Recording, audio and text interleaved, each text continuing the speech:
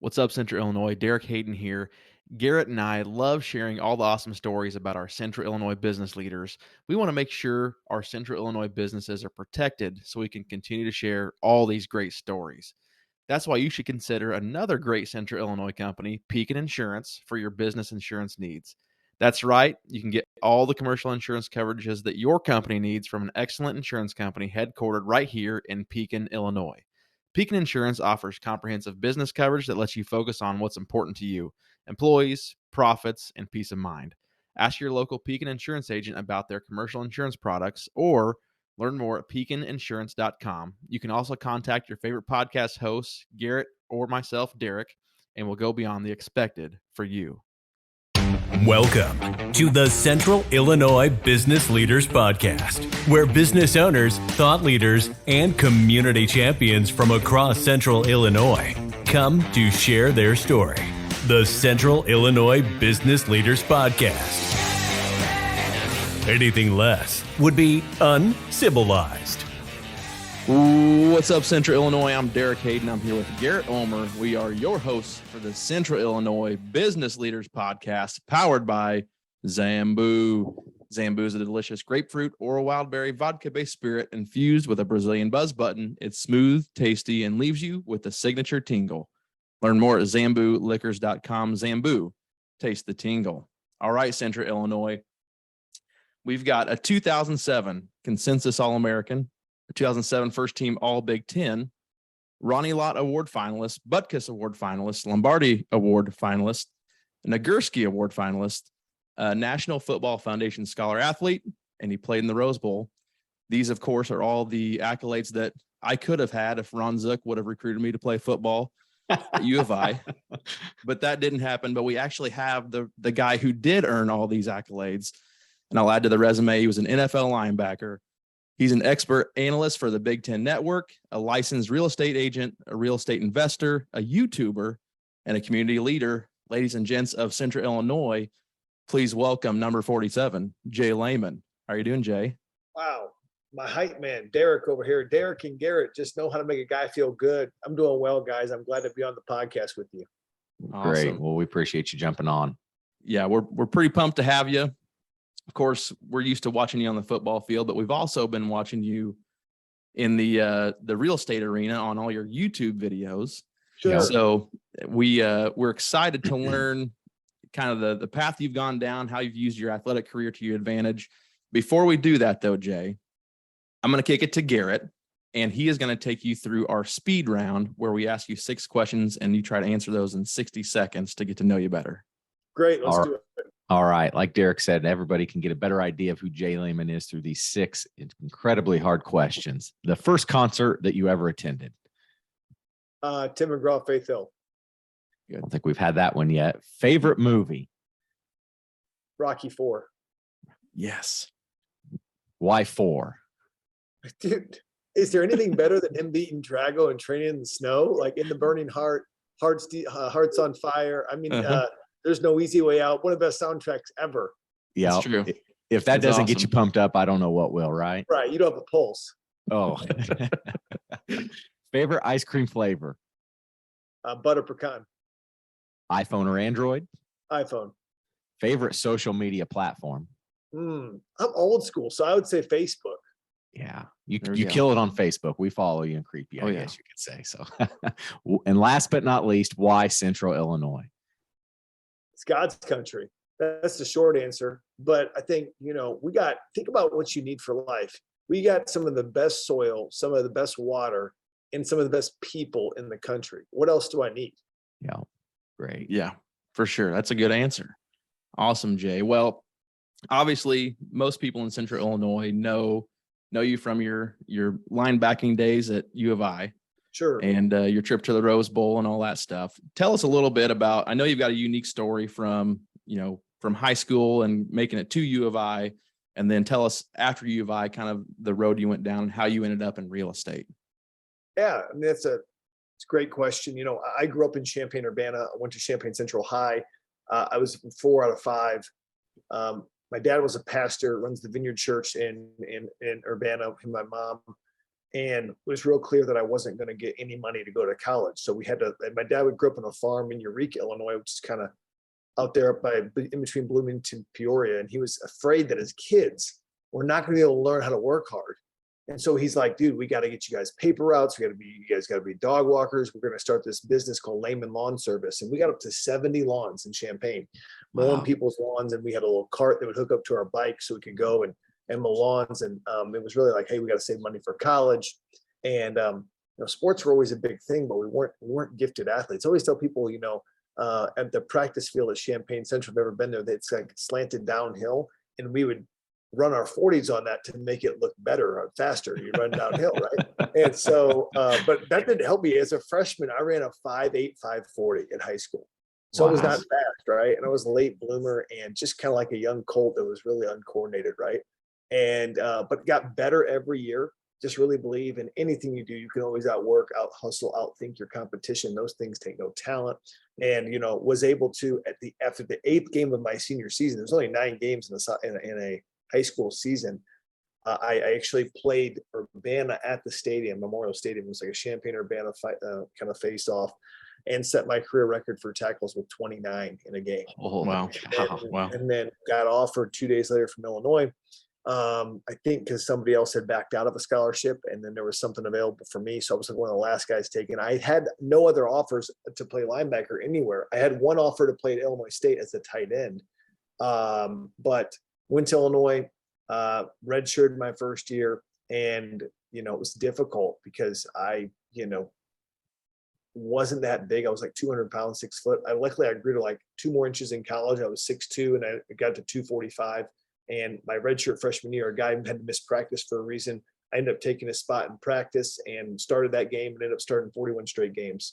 Wow. Just by running the football, being lined up, and working hard.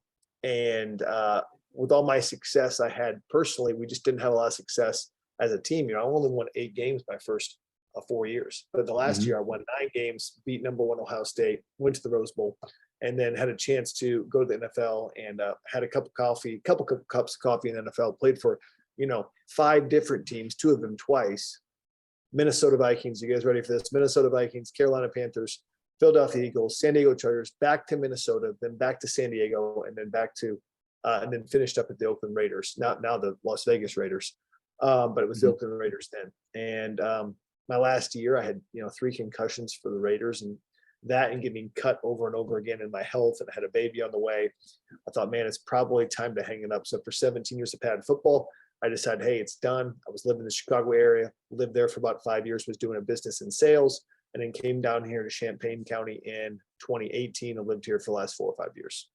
Gotcha. Wow. That was a lot, real fast. So that was perfect. That's what we're looking for. Absolutely. That's great. So big questions, kind of steering it from the athletic career to the business career. Sure. Once you decided to kind of hang it up athletically, what led you into real estate, and why do you continue to build your personal business on real estate? That's a great question. First off, I think the majority of people are interested in real estate. Like if you said like, hey, do you want to own some real estate, or do you want to invest in real estate? Most people would say yes. Unfortunately, I didn't come from a family that owned like real estate or did real estate investing. So there's really a wild story. I have an older brother who lives in Iowa City, in Hawkeye country, and he got a townhouse that he bought that backed up to I-80, which goes through Iowa City. And in the heart of the Great Recession, 2011, the housing crisis, he could not sell this townhouse. And so I have 3 brothers. My dad calls up the 3 brothers, and he says, calls all of us and says, hey, your brother needs a house, but he can't buy a house without selling his house. So you guys are all going to buy his townhouse from him, and we're going to keep it as an investment property. So, when your dad says, buy this, he basically said, you're going to buy this, you're going to do this, you help your brother out. And, because he had 3 kids, he needed to move, he had to get into this different school district. So we ended up buying this thing, and we hold it for like 5 years, make no money, basically, just breaks even. We have a renter in there, but we're like, wow, this real estate thing isn't that tough. I mean, shoot, we got this one property, and he started investing some more over there. My brother and I kind of partnered with him. And I said, well, I want to do something in Illinois. I was in the Chicago area at that time. And I was like, man, I don't I was very risk averse. So I'm usually a very risky individual, but when it came to putting like a down payment down, like I was nervous. Like, and this before like real estate was like, I feel like the last 2 or 3 years, it's gotten like really hot to do real estate. But this is when it was like, not everybody does real estate or whatnot. So I went to go find the cheapest properties I could find. I was in Wheaton, Illinois. I'm like, well, it's cheaper in Champaign, but the cheapest properties I could find was actually in Danville, Illinois. So I went and so that's another central Illinois town, right? And so I went down to Danville, looked at some properties, and I bought my first property. I think I bought 4 or 5 houses for about $25,000 each. So I mean, like $125,000 for 5 houses, right? And I was like, okay, I'm gonna like see what happens. Got it managed because I'm a horrible manager of things. I've realized that I'm only good at a couple things in my life. Managing properties is not one, and I did pretty good in that. I saw those cash flows. I said, well, I could flip a property. So I got a property out in Muhammad, Illinois. I said, I'm gonna it's fixer upper, and I did everything wrong in that thing. I tried to like, instead of doing like the best thing to do in a flip is you do minimal things, right? Basically, hey, I'm gonna do flooring, paint. The less you do, usually the more you make. I decided to like change a screened-in porch to like a regular room, but didn't even realize that, if you do that, you actually have to bring like heat and AC into those things. So I didn't know that. I didn't know about I had to pull permits. I tried to put like this new deck on, and the railing for the deck was totally against code. And then my contractor got on drugs. He started doing drugs in there.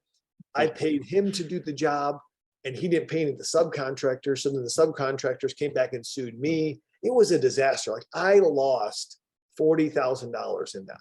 Okay. It's tough. Yeah. And I realized, wow, I am really bad at managing properties, managing construction projects. I did everything wrong. I mean, it was like horrible. And I just wanted to cry. I basically, did cry a couple times. I was like, oh, this is bad. Just please end this misery, right? This is horrible, right?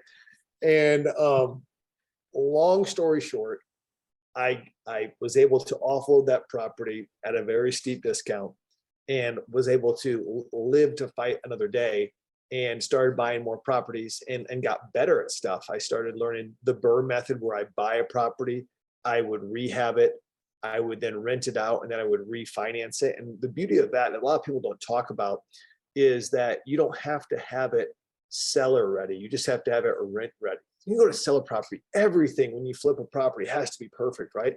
But you just have to get it rent ready, just flooring, paint, harden the property, put hard countertops on, maybe make sure the roofing structure is fine. And I started doing that.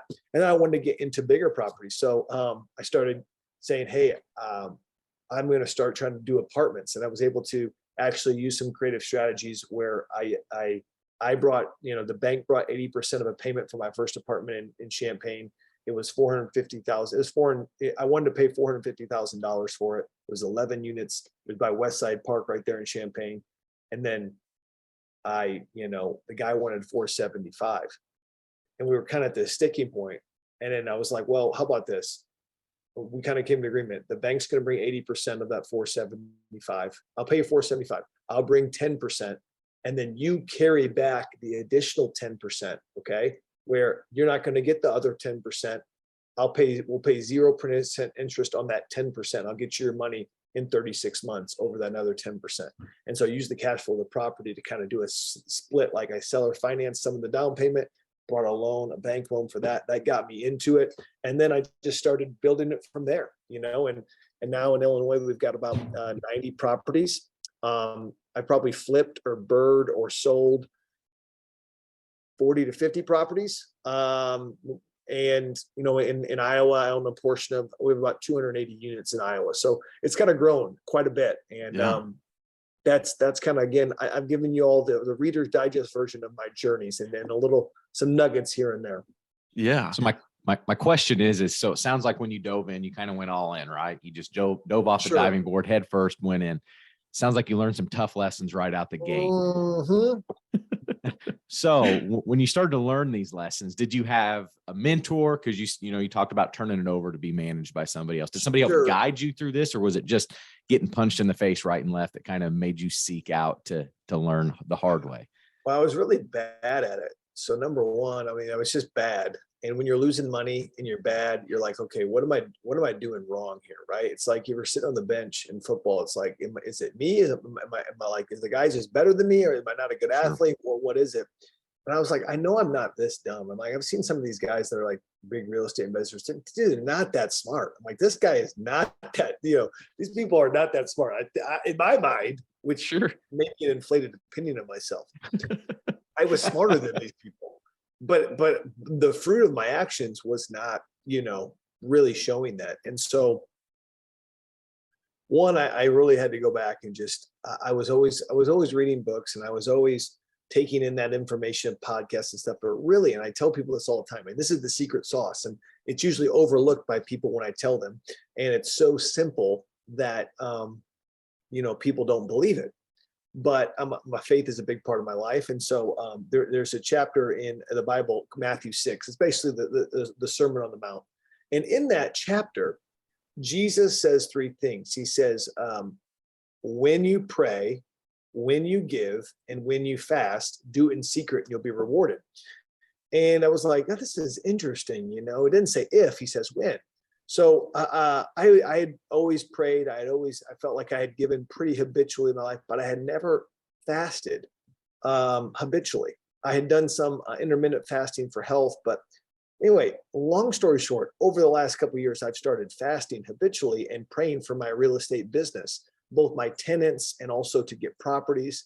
And I couldn't explain to you why it works. All I know is that I was pretty pathetic at real estate investing before I started doing these practices. And the fasting has been a huge way for me. On Mondays, I fast and I say, okay, I'm going to just take this time to pray, to think about real estate. And it has supercharged my real estate business. So That's something you won't hear in this podcast every day. And a lot of people tell me, listen, I want to be good at real estate. What do I do? And I'll say, dude, give, pray, fast. That's what it's all about. And so that's what really got me out of it. But what also helped me is I started to realize, okay, I made so many mistakes in this one. Okay. All the things wrong. I cannot manage properties. I have to find a third-party manager. I'm horrible at accounting. I have to get an accountant, right? Those two things just drained my energy so much that once, even though I was less profitable because somebody was doing my books and somebody was doing my management, it was so much more enjoyable for me. And I realized I'm really only good at a couple of things. I'm good at selling properties, finding deals and raising money, and basically motivating or recruiting other people to do what I do. And so those are the three things that I stick to. And if I get out of that stuff and I get more into like the admin stuff and whatnot, I realize, wow, I'm really going down the wrong path here. I need to hire this out. Wow. Well, it sounds like you sound a lot like Garrett and myself. We are not athletes to the caliber. We didn't play in the Rose Bowl. We did watch the Rose Bowl though. But yes, I did. Being able to transition using that competitive mindset that you have in sports and transitioning it to the real world. Like you said, there's a time and place where every athlete, you got to hang up the cleats and you move on. But being able to find something that you can pour your passion into, and that gives you that sport or game in your mind and something to do that allows you to learn and better yourself and continue to grow. And that's what Garrett and I have done. Really, the reason why this podcast started was we were trying to find ways to grow and grow our circle of people and get to know people. But it sounds like to you, that's kind of what real estate is. Yeah, I would say it definitely grows it. One of the reasons I didn't get my real estate license too was I was doing all the work on whether it was a good deal or not. And so I was like, well, I'm just going to get my license because I get into properties myself and I'm doing all the deals myself. Maybe I can make a commission off of it. Then I realized, wow, I'm getting a huge circle of other investors. I'm getting a huge circle of, other realtors. I can be compensated for this with a license, and they're becoming my friends. My network's growing, and the more people the more deals you get. And then I realized, well, Champaign County especially is a very transient county. We have a lot of people here for 2, 3, 4 years, and they leave because of the university, because of the hospitals. And so real estate agents make money when you move, right? Yeah. And so I saw, well, there's a big opportunity in Champaign County, even though there's like 600 agents in Champaign County, it's a pretty saturated place, that, hey, I could make some income doing this while doing the real estate investing. It's kind of like, okay, let me make some commission to live off now while I build that long-term wealth through real estate. Because I personally don't take any of the cash flows from my real estate properties. It's all rolled in either to buy more properties or to pay off debt or for fixing up the properties. And I don't know when I'll actually take a distribution, probably sometime, but it's snowballing so much. That's kind of my model. Yeah. Gotcha. So sounds like you primarily focus in the residential side, maybe multifamily units. Does that sound right? Or do you also dabble in commercial? Sure. Good question. So I've done a lot of different things. Technically, residential is considered anything 1 to 4 units. Okay. I don't, in Champaign County, I do not buy single family houses, but I've done that in Danville and sold probably 40 or 50 of them in Danville because the rent to price ratio is better there. So many people said, don't invest in Danville. It's horrible in Danville. And I've ended up loving Danville. In fact, the last 3 deals I've sold have been to out-of-state investors from Florida, Colorado. Wow. People don't realize how many people buy in the Midwest and in Illinois for cash flow. I just had a guy from Hawaii buy an 11-unit in Urbana, Illinois. Said, man, I can't find this cash flow anywhere. And so, I helped him get that property. And so it's people talk about, oh, we need to invest in red states but we have a lot of people from red states investing in Illinois, which is traditionally, a blue state politically. And so there is cash flow and, as people say, acres of diamonds all around you. So I think it's the best way to start in real estate, if you're a young single person, is to house hack. That basically, buy a 1 to 4 unit property with an FHA loan, 3.5% down, live in one side and rent the other 2 or 3 units out. Now, trying to do that with a wife and kids, probably not going to happen, or you probably won't sleep with your wife that much if you do that, right? So either way is a bad deal. All right. But so if you're a single guy and you're trying to get into real estate, that's a great way to start. I know the Airbnb model is a greater cash flow model than just a long-term rental, but it is not as passive. And so I didn't want to do that because I've got 3 kids. I've got a family. I coach youth football. I do a lot of different things. And I'm constantly trading my money to buy back time, whether it be management or taking less money on the Airbnb by not doing Airbnb. And so I basically have gotten out of single families other than for Danville, Illinois. And I exclusively do multifamilies, usually 5 units or more. Usually I like to be 10 units more. The bigger, the better. I do have a mobile home park in Iowa, which is a great little asset as well. But mostly what they would call, and that's classified as commercial real estate because it's 5 units or above. So mostly multifamily apartments. I do have one commercial building which I got. It's a doctor's office and a hair salon kind of combined. Cool. Well, that's great. So I'm going to shift into your marketing hat because you've kind of started doing some YouTube. I'm looking at your YouTube channel now, and you've gotten really good at doing the shorts, kind of like the TikTok style short YouTube videos, like the reels. Tell us a little bit about why you're doing that and what feedback you're getting from those. Yeah, that's a good question. So it was probably, I think, beginning of this year, I just decided I'm going to do 50 videos this year. I'm probably, if you count my shorts, probably up to 40 or so. If you looked at it. So there's 2 basic kinds of things in YouTube. And I did that most importantly, you said that's how people find out about you today. Yeah. Like if I'm moving to town,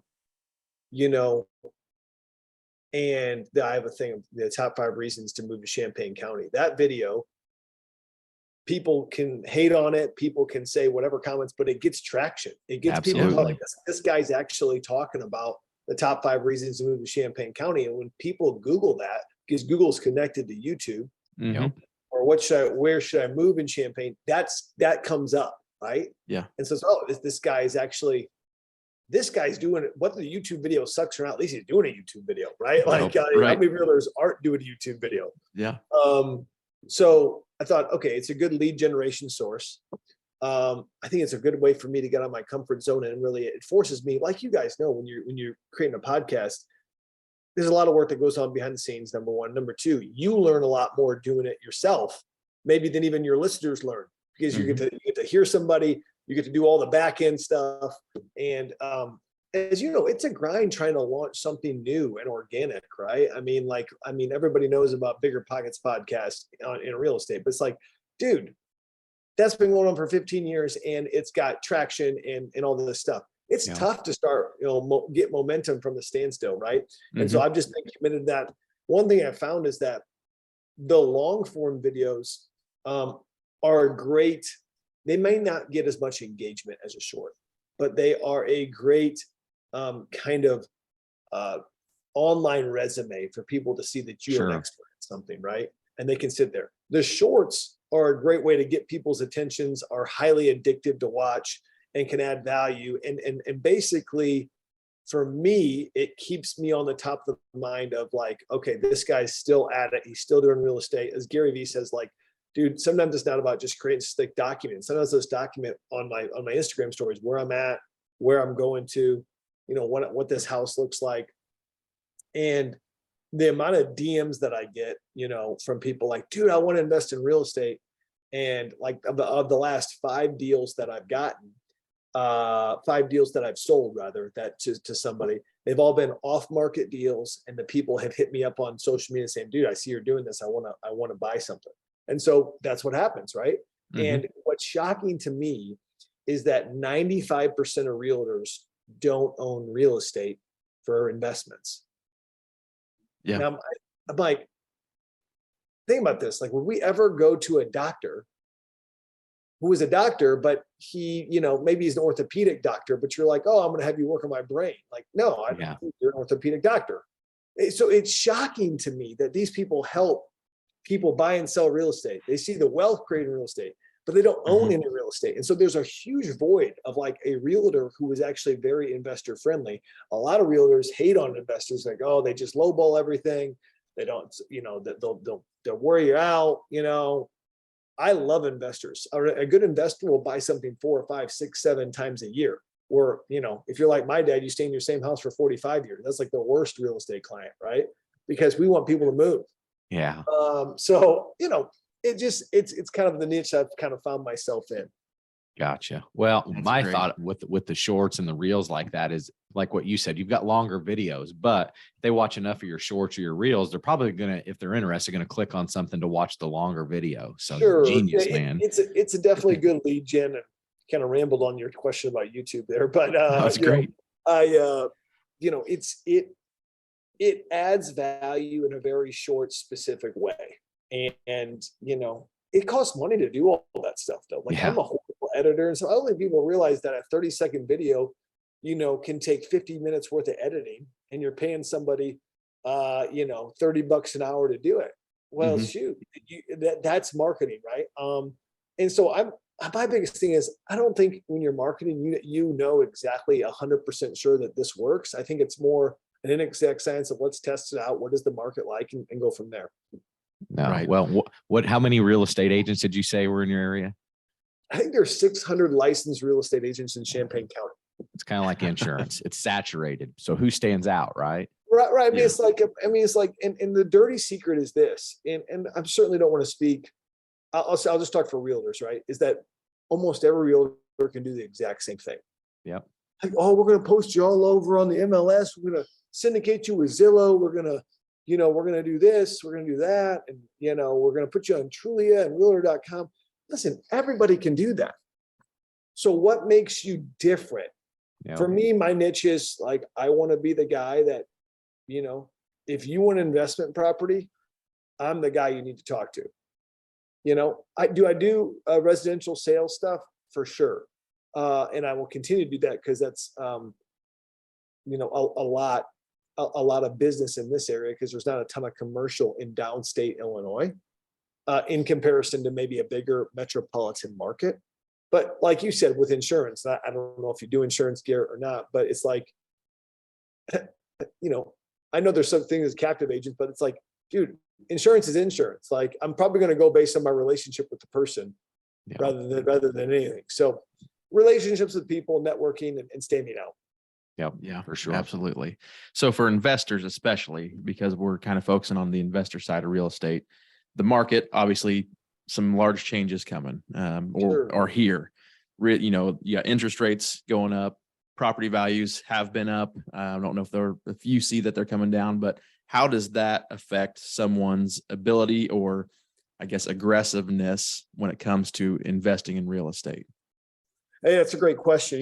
There was a weird time here in about the month of March where people have this, they don't actually know that the 30-year mortgage that someone gets for their owner-occupied home is different than the interest rate that gets raised at these Fed meetings, okay? So the 30-year mortgage is based off the bond market, and that got up to like 5.5 in like April, or like 6. And the commercial rate really had not been raised. And the commercial rate has to do with your commercial lending, the lines of credits, the business lending. And what it was saying was that the government waited as long as they could to raise the interest rate on businesses and commercial stuff. And then they started to raise that. Traditionally, over time, the commercial rate will be a full 100 basis points or 1 percentage point above that 30-year mortgage, okay? Well, what happened is during that time, it flipped. The 30-year mortgage was like a point or 2 points above the commercial rate. The commercial rate was at 3.5. You get money for 3.5. Prime was at 3.5. And it was 5.75 for a 30-year mortgage. Now that started to even back out, right? And now the commercial rate is getting up above about it's getting up to be about a point above the 30-year mortgage now. And I don't think we're going to see a correction in the residential real estate. I think we'll see so there's 3 C's. There's crash, there's correction, there's a cooling, right? I think we're going to see a cooling in the residential. I think we're definitely going to see a correction in the multifamily residential space. And here's why, is that when you raise the interest rate as much as you have, and the prices that you're paying right now for an apartment that's maybe $1 million worth, the rents have not raised in accordance as fast. They've raised, but not as fast as, say, the price of the properties have raised. So let's say it's $1 million property, and at 3.5% interest, that thing cash flows if you buy it at $1 million. But at 4.5%, 5%, it gets a little tighter. At 6% on the commercial loan, which is what you have to do for an apartment, 5 units or more, it doesn't cash flow at all. Okay. So in order for the bank to actually say, I'm going to give you a loan for that, the price has to come down, or I've got to bring more of a down payment down, right, to have less of a loan. So instead of putting 20% down, I got to put 30, 40% down, or I've got to amortize that loan over a longer period of time. They're not going to want to do it over 25 years. Usually it's 20 years. Sometimes they'll give you 25. Very rarely they'll do a 30 years. So unless we amortize it longer or bring a bigger down payment, those apartments have to come down in price, because they will not be underwritten by the bank as being qualifying for the loan and meeting the ratios that they want. And so we are going to see, I would say, a correction in commercial real estate, and based off the cash flow and apartments, we will see a cooling in residential real estate. Certainly not a crash yet. Is it possible? Yes, but the inventory is still very low when it comes to the residential side for actual houses. That gets really technical about interest rates, about amortization, about down payments, but it's all critical to understanding why it will crash, correct, or cool. So with those prices coming down, that would be a good time to buy? Yeah, it'd be a good time to buy. Your interest rate is actually going to be higher. But I like to tell people, so your cash flow might be low. I always like to say this line: date the rate and marry the property. Yeah, for sure. Listen, you can dump the rate when the rates go back down. There might be some of these apartments are generational. I mean, they're literally, with the way the tax code works, what happens is let's say that, Derek's great grandpa bought an apartment. Okay. He depreciated that out over 40 years. If he sells that, he's got to pay all the capital gains, all the recapture of the depreciation. But if Derek's great grandpa died, which I don't know if your great grandpa is still alive or not. That's why I'm using his great grandpa, because I didn't want to say if your dad died. Your great grandpa died. His grandpa can actually inherit something called step up basis. And the step up basis basically says that, hey, and let's say that apartment now is, his great grandpa bought it at $100,000 and now it's worth, $200,000. So when he inherits that, he doesn't have to pay any taxes on it. If he sold it right away, he wouldn't have to pay any taxes on it, no recapture. If he sells it for 300,000 10 years later, he only pays on the gain of 10,000 of 100,000, right? And so what happens is these apartments don't sell.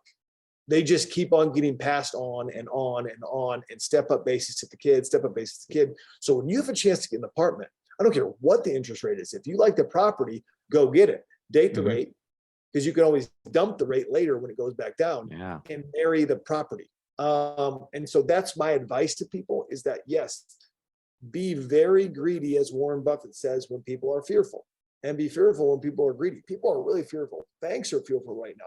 Interest rates are going to go up. I think another 0.75 basis points here at the Fed meeting in 2 weeks. So that would put the prime rate up above 6, which seems really high. Historically, it's not that high, but I do believe that this is going to be an opportunity, especially a time too, for seller financing, which may be better for the seller and it may be better for you. Sometimes I bought properties with 0% interest loans because I gave them the price they wanted on the property. So there's all kinds of creative strategies. Again, if you're just talking to a regular realtor who buys and sells residential real estate, they probably don't even know what you're talking about. When you talk about seller finance, you talk about BRRRR, you talk about house hacks, you talk about all this kind of lingo. That's why you really need to get someone who knows what they're talking about when it comes to investing in real estate. Just because somebody has a license doesn't mean they know what they're talking about, right? I got a license to fish. It doesn't mean I can actually catch anything, right? So, I mean, that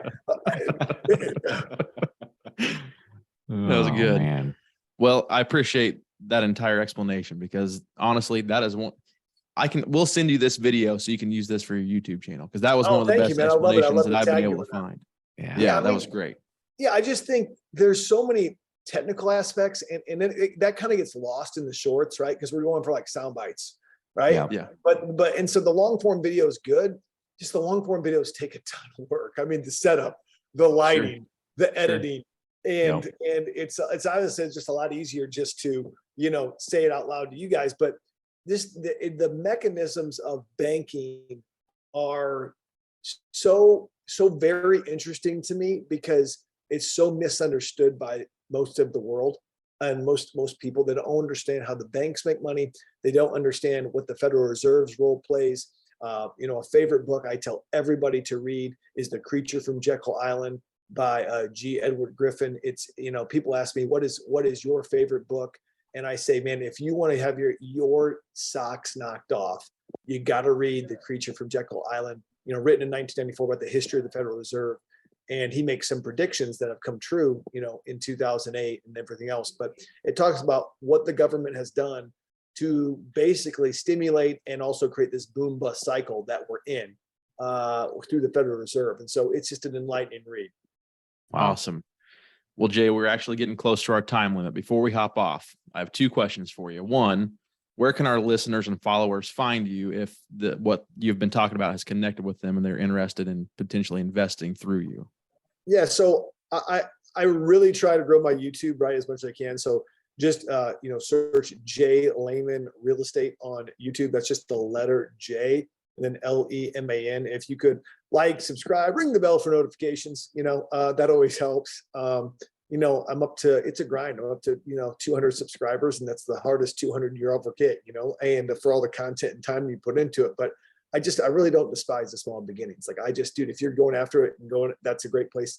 And then on Facebook, I'm probably most active, which is linked to my Instagram. I have somebody post on my videos to TikTok. I just haven't gotten into TikTok like the 20-year-olds are into TikTok. So I know I should be, but it's just a lot to catch up on.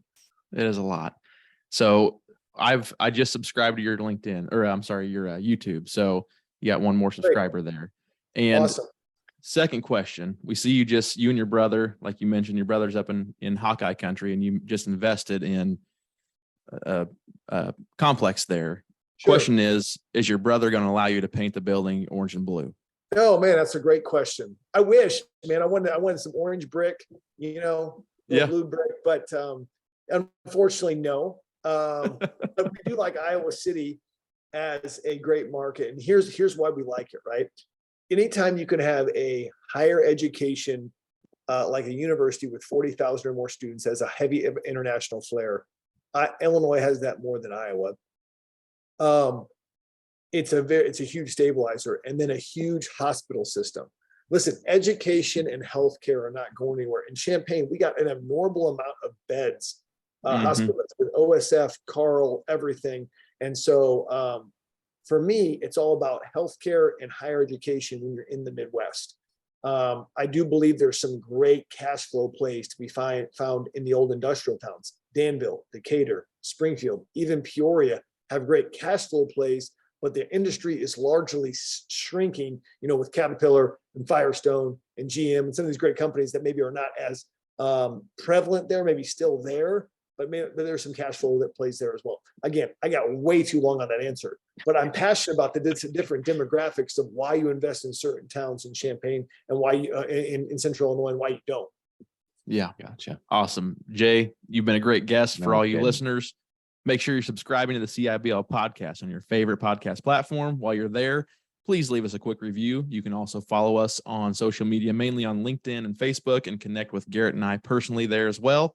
Until next time, Jay, you've officially been civilized. Thanks for coming on the show, man. Awesome. Thank you, guys. Thank you for listening to this episode of the Central Illinois Business Leaders Podcast. You can find us on Facebook at facebook.com/CIBL Podcast. You can also follow us on LinkedIn. Don't forget to subscribe and leave us a review. It's the civilized thing to do.